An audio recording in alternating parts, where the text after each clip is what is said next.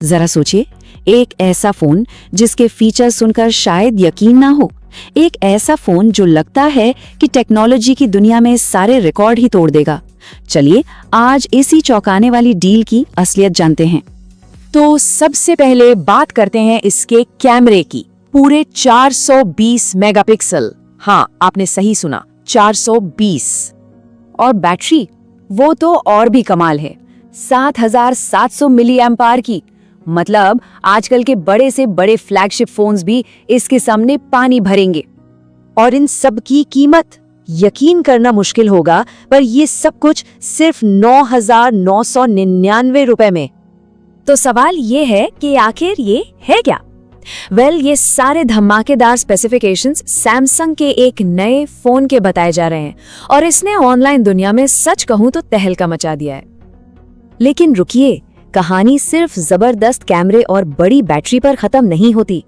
Reports तो ये भी कहती हैं कि इसमें कई और प्रीमियम फीचर्स हैं जो इसे एक परफेक्ट बजट डिवाइस बनाते हैं।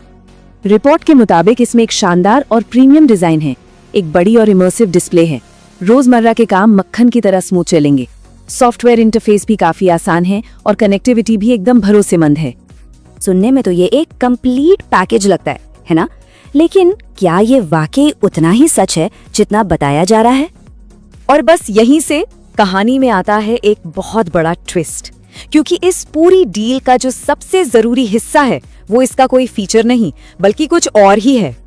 और वो जरूरी हिस्सा है ये डिस्क्लेमर, जो सीधा उसी आर्टिकल से लिया गया है जहां से ये सारी जानकारी आई।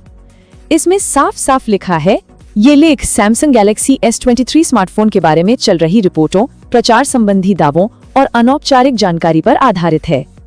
तो इसका सीधा सा मतलब क्या हुआ? इसका मतलब यह है कि जो एक लॉन्च हो चुका प्रोडक्ट लग रहा था वो असल में सिर्फ अफवाहों पर आधारित है।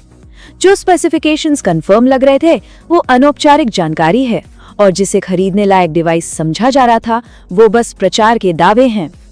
तो सबसे जरूरी बात ये है कि ये एक टेक र्यूमर है, यानी एक ऐसी जानकारी जो चल तो रही है लेकिन कंपनी ने, मतलब सैमसंग ने, आधिकारिक तौर पर इसकी कोई पुष्टि नहीं की है।